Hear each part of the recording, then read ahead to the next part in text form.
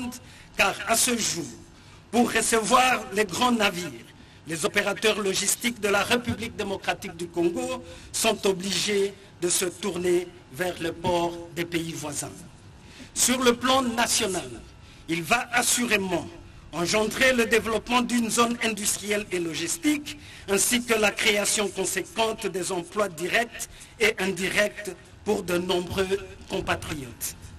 Sur le plan international, c'est une réponse à l'impératif de se connecter aux voies commerciales mondiales et d'avoir accès à un large éventail de marchés tout en réduisant notre dépendance vis-à-vis des ports des pays voisins. Ces travaux dont le chef de l'État pose la première pierre ce jour devraient durer 2 ans.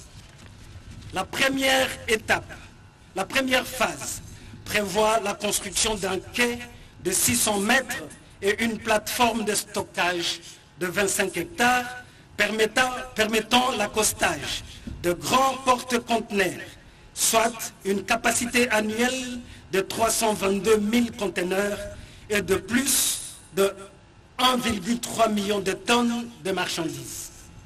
Je profite de cette occasion pour porter à votre connaissance que le port actuel de Banana se compose d'un unique quai d'environ 75 mètres de long.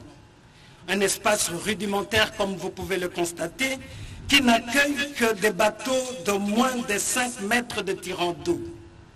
C'est donc dans ce contexte que le gouvernement de la République a décidé de concéder au groupe DP World, FZE, l'un des opérateurs portuaires les plus reconnus dans le monde, la construction de ce nouveau port ainsi que de zones logistiques et industrielles associées.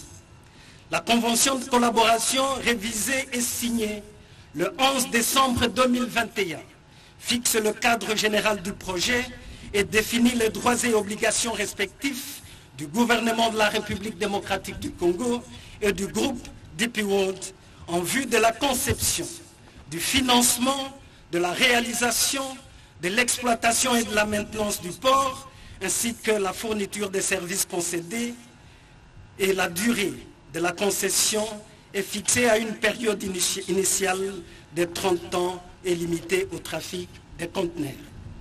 Ainsi, à titre illustratif, le nouveau port sera capable d'accueillir des navires d'une capacité de 18 000 équivalents 20 pieds. La construction de ce port nous permettra de mettre en place une politique de sous-traitance en privilégiant notamment la préservation des intérêts des entreprises congolaises. Il convient aussi de mentionner la modernisation du tronçon routier entre le périmètre portuaire et la ville de Matadi, ainsi qu'une maintenance appropriée de la route Matadi-Kinshasa. De même, un guichet unique sera mis en place avec la pleine coopération de tous les services compétents concernant l'amélioration, l'harmonisation, la simplification et l'accélération des procédures afin d'assurer l'accomplissement rapide et efficient de tous les contrôles et de toutes les formalités liées à l'administration. Cet accord de collaboration rétablit aussi l'autorité portuaire de la République démocratique du Congo dans ses prérogatives réglementaires, notamment en matière de police et de sécurité des opérations. Sur la base d'un modèle financier contraignant, il prévoit également la mise en place des indicateurs clés de performance et des sanctions du concessionnaire si ceux-ci ne sont pas respectés. De même, des modalités de résiliation sont plus favorables à la République démocratique du Congo.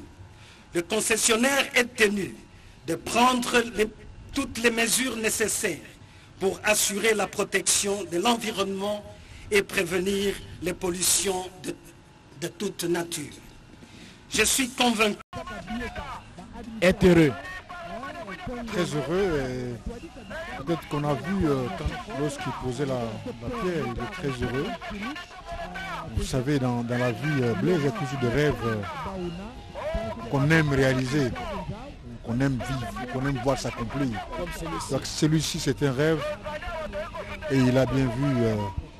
Je pense que doit être très heureux. Si on pouvait ouvrir son cœur, on sentirait la proportion de la joie. Son expression faciale en dit long. Il est très à l'aise. C'est comme tout homme, naturellement, quand on est devant l'océan, en tout cas, on ne peut pas se passer, on peut être heureux. Et en plus, regardez cette pierre. Hein.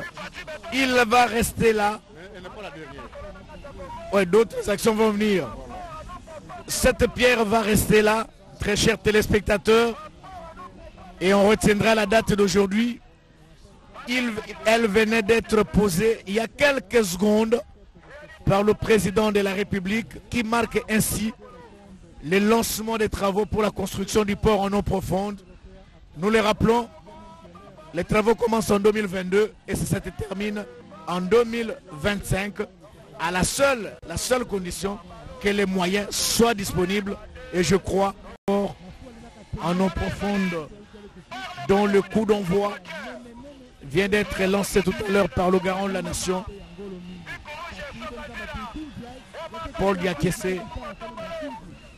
Visiblement, Félix Antoine Tshisekedi Tshilombo est heureux.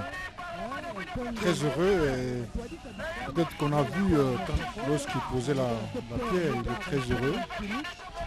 Vous savez, dans la vie, Blaise, il y a toujours des rêves qu'on aime réaliser, qu'on aime vivre, qu'on aime voir s'accomplir. Donc celui-ci, c'est un rêve et il a bien vu.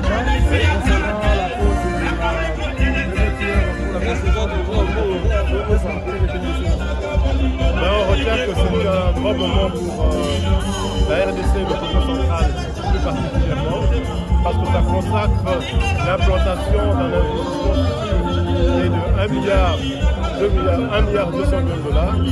Et pour nous, entrepreneurs, c'est le moment de se mettre en action pour qu'on puisse être à la hauteur de cet investissement, en travaillant, en mettant à niveau de nos entreprises pour pouvoir exporter par ce nouveau port. Est-ce que c'est là au bon moment? Ça tombe au bon moment parce qu'il y a beaucoup de choses qui sont en train d'évoluer, et dans la région, et bien sûr en Afrique. Et se situer à ce niveau-ci, c'est une très bonne chose. Maintenant, de veiller à ce que ça se réalise et que toutes les infrastructures qui accompagnent un port, c'est-à-dire les routes et le rail, puissent suivre. Et donc aussi, ça crée une création d'emplois pour nos jeunes qui doivent aussi se former pour pouvoir être en main d'œuvre qualifiée pour bénéficier du travail qui est généré. Son Excellence Félix Antoine Tshisekedi vient de lancer aujourd'hui les travaux de construction du port en eau profonde de Banana ici. Qu'est-ce que nous pouvons retenir de ce grand projet? Écoutez, c'est d'abord un moment historique parce que le port de Banana est ce qu'on appelle en anglais un game changer dans l'économie congolaise. C'est un projet qui va changer les aides de l'économie congolaise et qui va changer le don de la place de l'RDC au niveau régional et national en termes de commerce. Donc c'est un projet ambitieux qui va au développement durable de notre pays. Nous les félicitons d'avoir conduit ce bon leadership parce que ce projet puisse commencer. Parce que vous croyez que cela tombe au bon moment? Absolument, absolument. Le problème de la RDC, c'est le problème de la communication routière, la communication en termes de transport, les canaux du fleuve Congo. Ces ports, c'est vraiment parmi les grands projets, un héritage que le port de la République va laisser aux Congolais durant ce temps. C'est une grande joie pour moi de participer à cette cérémonie, non seulement en tant que directeur général de la Caisse nationale de sécurité sociale, mais aussi en tant que notabilité du Congo central. Je suis un des fils du Congo central. C'est un projet qui date de très longtemps, depuis les 40 ans. Aujourd'hui, Son Excellence, Monsieur le Président de la République est venu rendre effectif ce grand projet. C'est une grande fierté, c'est une grande joie à travers l'ensemble de la province. Et le peuple Congo lui demeurera reconnaissant pour ça.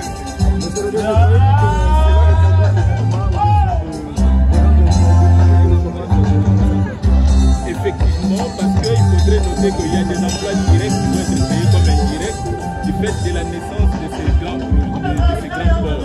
Comme vous le savez, la plupart des bateaux n'appartiennent pas à Madjali ou à Goma. Du fait seulement que nous avons des problèmes avec la navigation à travers le grand fleuve fleuve Congo. Aujourd'hui, on a construit le pont à eau profonde. On a inauguré plutôt, on a posé la première pierre en ce qui concerne ces transports. Ça va régler beaucoup de problèmes. Il s'agira notamment d'éviter à ce que le beau bateau se termine par le port de Pointe-Noire. C'est un grand manque à gagner pour nous. Cela permet à ce que nous a beaucoup préjudicié du fait qu'il y a que le pays importe plus de temps parce qu'il faudrait attendre des bateaux qui doivent partir du port de Pointe-Noire pour Goma ou bien. C'est un projet intégrateur. C'est un projet que je connais bien parce que nous avons eu à faire des études là-dessus depuis 2001 et l'étude consistait à développer Maluku, la zone de Kimpese et la zone de Banana. Maluku, la zone économique spéciale se met en place. Kimpese, nous avons mis l'industrie parce que pour faire tous ces projets, il fallait du ciment. Voilà pourquoi nous avions lancé la cimenterie PPC pour faire face justement à des besoins comme ceux-là et que nous devons développer. Donc nous remercions le chef de l'État pour cette possibilité de mettre en place ce projet et nous allons l'accompagner. Merci.